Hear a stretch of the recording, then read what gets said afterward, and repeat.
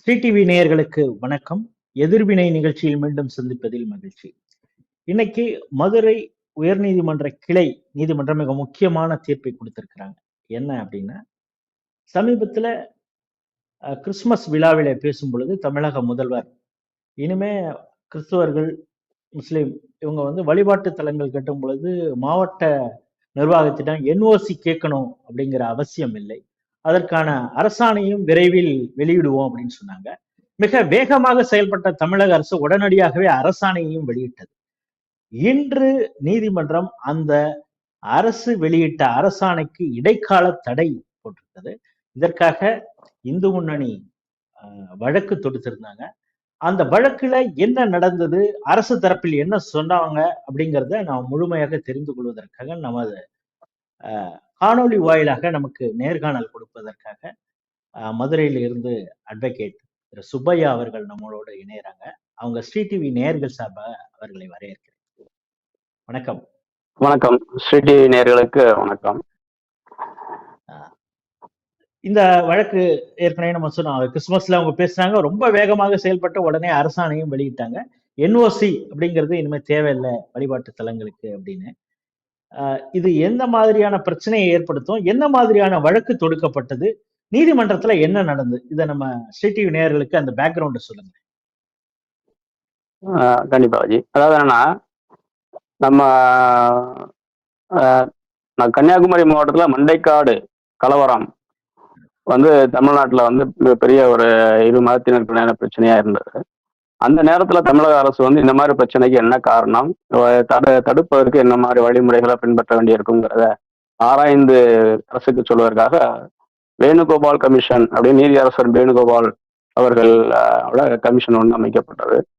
அந்த கமிஷன் அவங்களோட அறிக்கை கொடுத்தாங்க. அந்த அறிக்கை அரசாங்கமும் அதை ஒரு அரசாணையாகவே வெளியிட்டது. அந்த அறிக்கையில முக்கியமான விஷயங்கள் என்னன்னா, ஏற்கனவே ஒரு மதத்தோட வழிபாட்டு தளம் இருந்ததுன்னா அதற்கு அருகிலேயோ அல்லது ஒரு மதத்தினர் அதிகமாக வசிக்கும் இடத்துல மற்ற மதத்தினர் போய் வழிபாட்டு தலங்களை அமைக்கிறது, இது ஒரு முக்கியமான ஒரு விஷயமாக, அந்த கலவரத்தை காரணமான விஷயமாக சொல்லப்பட்டது. அந்த மாதிரி அதுக்கு குறிப்பிட்ட கட்டுப்பாடுகள் விதிக்கணுங்கிறது அந்த நீதியரசரோட அறிக்கையோட இதா இருந்தது, சாராம்சமா. இந்த இதை வச்சுதான் நம்ம ஏற்கனவே பில்டிங் ரூல்ஸ்ல ஏற்கனவே ரிலீஜியஸ் பில்டிங் ரூல்ஸ்னா அந்த மதசார்பான கட்டடங்கள் கட்டும்போது அதற்கு முன்னதாக ஒரு தடையில்லா சான்று மாவட்ட ஆட்சியாளர்கிட்ட வாங்கி தான் நீங்க பில்டிங் அப்ரூவலுக்கு இதே கொடுக்க முடியும் அப்படிங்கிற ஒரு விதி ஏற்கனவே நம்ம முனிசிபாலிட்டி பில்டிங் ரூல்ஸ்ல இருந்தது.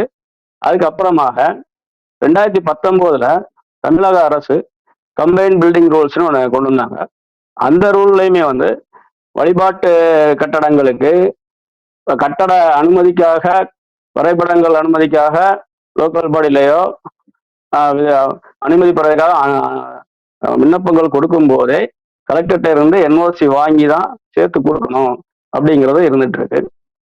இந்த பிப்ரவரி 4, 2019 அந்த கம்பைன் ரூல்ஸ்ங்கிற விதிகள் நடைமுறைக்கு வந்தது. அதுக்கப்புறம் இப்போ என்ன பண்ணியிருக்காங்கன்னா, இந்த ஏற்கனவே சொன்னது போல, அதாவது கிறிஸ்துமஸ் விழால முதல்வர் ஒரு வாக்குறுதி கொடுக்குறாரு.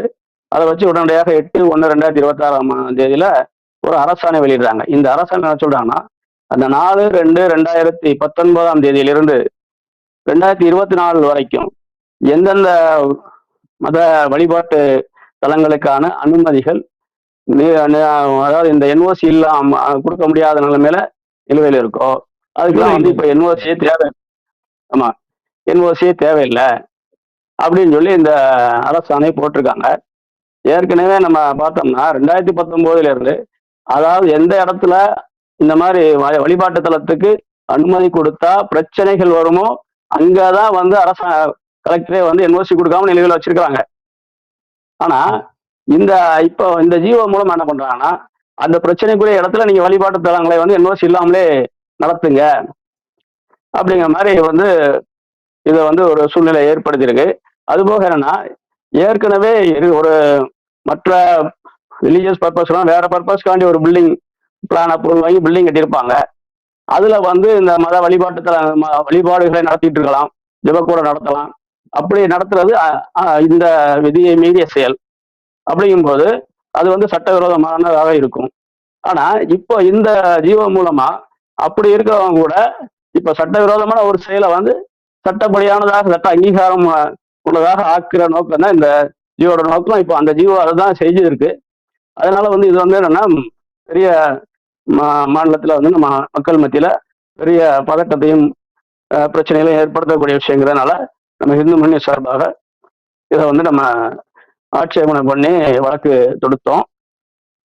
இந்த வழக்கு இன்னைக்கு விசாரணைக்கு மாண்புமிகு சென்னை உயர் நீதிமன்ற மதுரை கிளை வந்தது.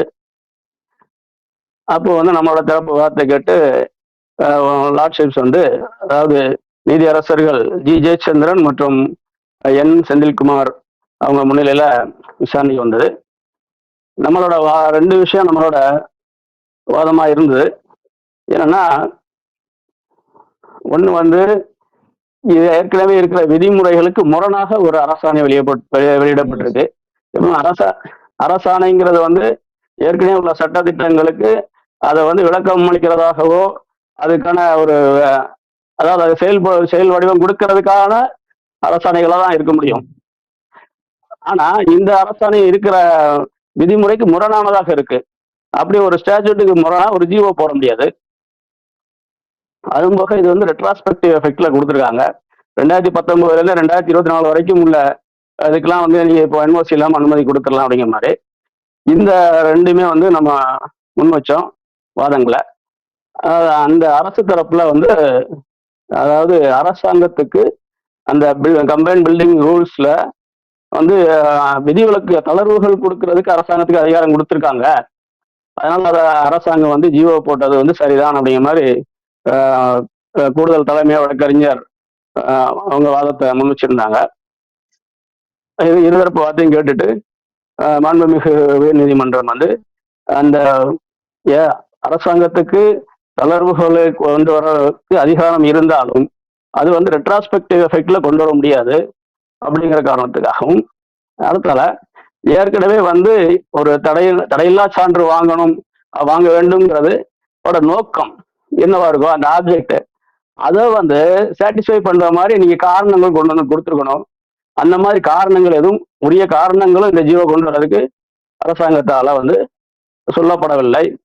அதனால இந்த ரெண்டு காரணங்களின் அடிப்படையில 4 வாரங்கள் இடைக்கால தடையை வச்சிருக்கிறாங்க.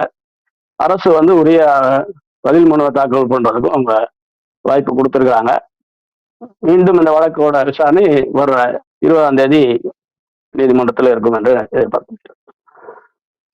இப்ப இவங்க அடுத்ததாக என்ன பண்ணுவாங்க? அதுக்கான அதை நல்லிஃபை பண்ணக்கூடிய அளவுக்கு இவங்க இப்ப அரசாணை வெளியிட்டதுல அதுல வேற ஏதாவது சேஞ்சஸ் இஃப் அண்ட் பட்ஸ் அதுல சேர்ப்பாங்களா, இல்ல என்ன மாதிரியான தரவுகளோடு அடுத்த விசாரணைக்கு இவங்க வருவாங்க?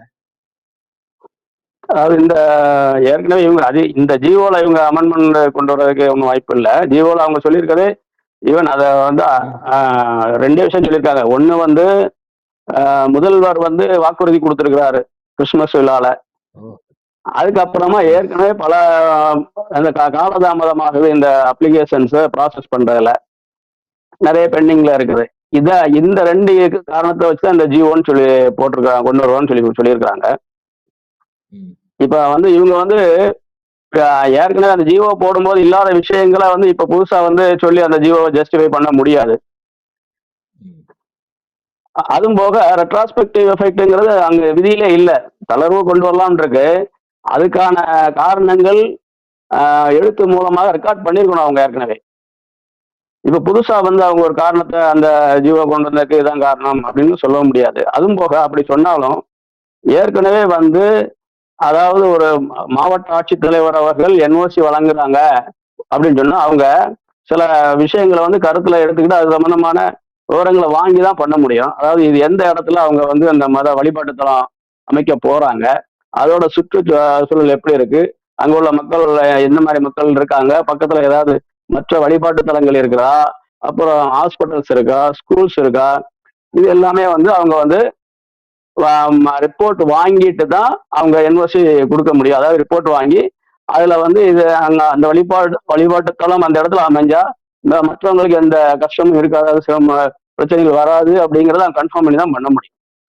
ஸோ இந்த விஷயத்தை எல்லாம் வந்து பைபாஸ் பண்றதுக்காகவே இந்த ஜியோ கொண்டு வந்திருக்காங்க. இப்ப அது அப்போது இருக்கும்போது நோக்கம் அந்த ஆப்ஜெக்ட் வந்து முழுக்க அடியாயிருது. இவங்க வந்து இந்த ஆப்ஜெக்டை ரீப்ளேஸ் பண்ற அளவுக்கு என்ன ரீசன் இவங்க இப்ப சொல்ல முடியும்னா ஒன்றும் சொல்றதுக்கு இல்லை. சரி, அது ஒண்ணு. இப்ப இவங்க இவ்வளவு பெண்டிங் இருக்கு, அதனாலதான் இப்பொழுது இப்படி ஒரு அரசாணையை நாங்க பிறப்பிக்கிறோம். அதாவது நீங்க சொன்ன இந்த ப்ராசஸ் அதிக காலம் எடுத்துக்கொள்கிறது, அதனால இவ்வளவு பெண்டிங் ஆயிடுதுன்னு. அப்படின்னா இவங்கள்ட்ட ஒரு டேட்டா இருக்கும்ல, இது போல எவ்வளவு பெண்டிங் இருக்கு, அதாவது அந்த பெண்டிங் இருக்குங்கிற சென்ஸ் எவ்வளவு சட்டவிரோதமாக கட்டுவதற்காக அப்ளிகேஷன் கொடுத்திருக்காங்க அப்படிங்கிற டேட்டா இவங்கள்ட்ட இருக்குதா? கண்டிப்பா. இப்போ அதாவது பெண்டிங்ல ஏன்னா இது வரைக்கும் எதுவுமே கொடுக்காம இருக்காங்கிறது அவங்களுடைய வழக்கு இல்ல. நிறைய கொடுத்துருக்காங்க. அதாவது பிரச்சனை இல்லாத இடங்கள்ல அவங்க என்ஓசி கொடுத்துருக்காங்க, அங்க நடந்துகிட்டு தான் இருக்குது. அதாவது அந்த வழிபாடு தலங்கள் நடந்துகிட்டு இருக்கு. எங்கெங்க பிரச்சனை வரும் மாவட்ட நிர்வாகம் ஆட்சித்தலைவர் முடிவு பண்றாரோ அங்கெல்லாம் கொடுக்காம வைக்கிறாங்க. ஸோ இப்போ பிரச்சனை இவங்க எவ்வளவு பெண்டிங்ல இருக்குன்னு அந்த எண்ணிக்கையை காட்டுறாங்களோ அந்த அவ்வளவு இடத்த இவங்க பிரச்சனைகளை உருவாக்க நினைக்கிறாங்கன்னு அர்த்தம். புரியுது.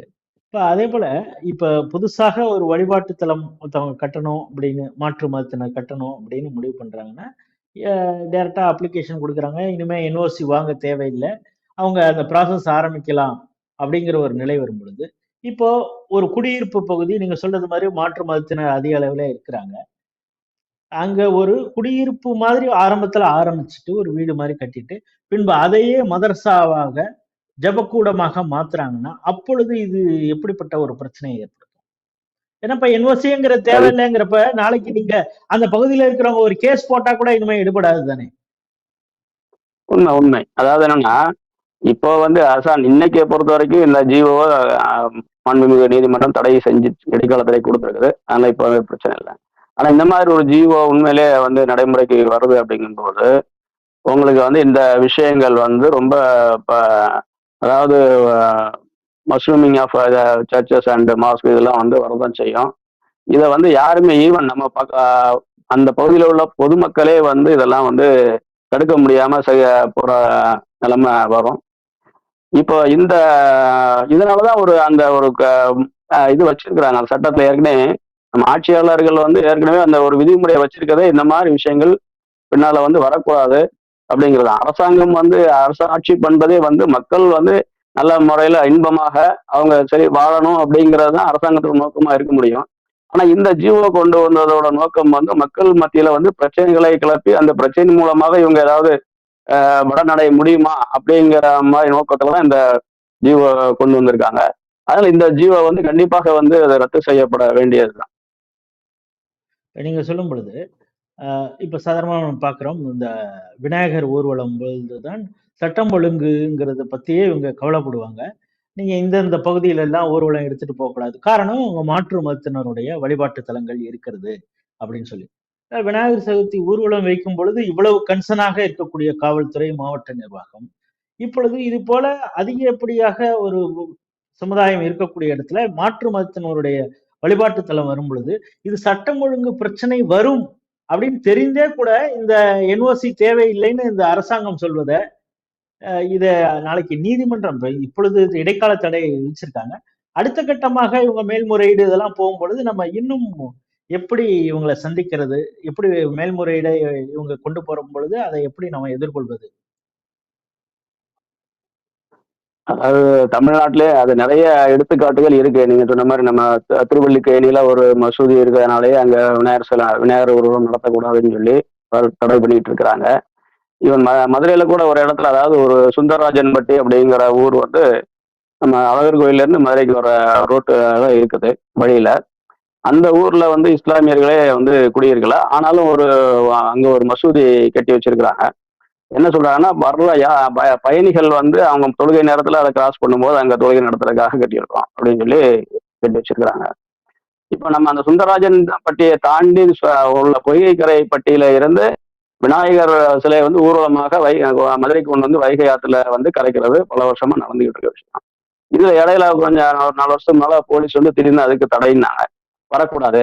ஏன் அப்படின்னு கேட்கும்போது அங்க வந்து சுந்தரராஜன்பட்டியில ஒரு மசூதி இருக்குது, எப்படி அந்த மசூதியை தாண்டி நீங்க விநாயகர் சிலையை கொண்டு வர முடியாது அப்படின்னு சொல்லி ஒரு தடைன்னு சொன்னாங்க. அப்போ வந்து சிலர் வந்து ஒரு கேள்வி எழுப்புனாங்க, என்னன்னா அழகர் கோவில்ல இருந்து அழகர் வந்து இந்த சுந்தரராஜன்பட்டி வழியா தான் ஒவ்வொரு சித்திரை திருவிழாவுக்கும் மதுரைக்கு வரணும். அப்படி இருக்கும்போது இன்னைக்கு விநாயகரை நிப்பாட்டுறவங்க நாளைக்கு அழகரை நிப்பாட்டுறதுக்கு வாய்ப்பு இருக்கு. இப்ப இது எப்படி பண்ண முடியுங்கிற கொஸ்டின்லாம் வந்தப்போ போலீஸ் வந்து என்ன பண்ணாங்க, இல்ல பரவாயில்ல நீங்க போங்க அப்படின்னாங்க. ஆனா இது வந்து இந்த ஒரு வேற்று மத வழிபாட்டு தலம், இந்துக்கள் மெஜாரிட்டியா இருக்க நம்மளோட பெருந்தன்மையினால அவங்க வந்து நம்ம ஒன்றும் கண்டுக்காம விட்டுருவோம் சில நேரங்கள்ல. இந்த மாதிரி வரும்போது நமக்கு நமது வழிபாட்டு முறைகளுக்கே வந்து அது வந்து பெரிய அபாயமாக வந்து சேருது. இதெல்லாம் வந்து நம்ம வந்து கண்டிப்பாக வந்து நீதிமன்றத்துல நம்ம எடுத்து சொல்ல வேண்டி இருக்கிறோம். இந்த இடைக்கால தடை உத்தரவுங்கிறது ஒரு நிம்மதியை கொடுத்தாலும் இவங்க மேல்முறையீடும் கண்டிப்பாக, ஏன்னா அவங்களுடைய ஓட்டு வங்கிக்காக கண்டிப்பாக என்னென்ன முயற்சிகள்லாம் செய்யணுமோ அதை செய்வாங்க. அதையும் நீங்க எதிர்கொள்வீங்க, வெற்றியை இந்துக்களுக்கு பெற்றுத் தருவீர்கள்ங்கிற ஒரு நம்பிக்கை நமக்கு இருக்கிறது. நீங்க இந்த வழக்கு கடைசியா அதோடைய முடிவு எப்படி இருக்கும், அடுத்த கட்ட விசாரணை இது அமர்வுலையும் எப்படி இருக்கும்னு நீங்க எதிர்பார்க்கறீங்க? அதாவது அந்த ஏற்கனவே உள்ள அந்த என்ஓசி வாங்குற ப்ரொசீஜர் வந்து தேவையில்லை அப்படிங்கிறதுக்கான எந்த காரணமும் அரசாங்கத்தை இல்லை இப்போதைக்கு. அவங்க வந்து அப்படி ஒரு காரணம் சொல்ல வாய்ப்பு இல்லாத இருக்கு. அதே போன்று அது வந்து ரெட்ராஸ்பெக்டிவ் எஃபெக்ட்ல அவங்க வந்து கொடுக்கறதுக்கு சட்டத்திலையும் இடம் இல்லை. அதனால வந்து கண்டிப்பாக வந்து இது வந்து இந்த ஜீவோ வந்து கண்டிப்பாக நீதிமன்றத்தால ரத்து செய்யறதுக்கு தான் வாய்ப்புகள் அதிகம் இருக்குது. அது மாதிரி இப்போ வந்து நமக்கு வந்து இங்க டிவிஷன் பெஞ்சில் இந்த உத்தரவு கொடுத்துருக்காங்க. இதுக்கு மேல இவங்க அப்பீல் போகணும்னா வந்து மாண்புமிகு உச்ச நீதிமன்றத்துக்கு தான் போக வேண்டியிருக்கும். அப்பவும் உச்ச நீதிமன்றத்துல இந்த மாதிரி வந்து சீரியஸான விஷயங்கள்ல எதுக்கு வந்து கவர்மெண்ட் வந்து இப்படி ஒரு நிலைப்பாட்டை எடுக்கிறாங்க அப்படிங்கிறது ஒரு பெரிய கொஸ்டினா தான் உச்ச நீதிமன்றத்தில் கிளப்பப்படுங்கிறது என்னோட அபிப்பிராயமா இருக்கு. ஓட்டு வங்கிக்காக அரசு எத்தகைய வாக்குறுதிகளை வேணாலும் கொடுக்கலாம். ஆனால் அதை எதிர்த்தும் வெற்றி பெறக்கூடிய துணிச்சலும், அதற்கான தார்மீக உணர்வும், தர்மத்தை காக்க வேண்டியங்கிற உணர்வும் இந்துக்களுக்கு இருக்கிறது, இந்து முன்னணிக்கு இருக்கிறது. அதை சார்பாக வாதாடி நீங்கள் இந்த இந்துக்களுக்கு ஒரு வெற்றியை பெற்று கொடுத்திருக்கீங்க. இந்த இடைக்கால உத்தரவு நிரந்தர தடையாகவே இருக்கணும் அப்படிங்கிறது நம்முடைய பிரார்த்தனையாக இருக்கிறது. இந்த நிகழ்ச்சியில கலந்து கொண்டு இந்த வழக்கு சம்பந்தமாக முழு பரிமாணத்தை நம்மளோடு பகிர்ந்து கொண்டதுக்கு மிக்க நன்றி. நன்றி.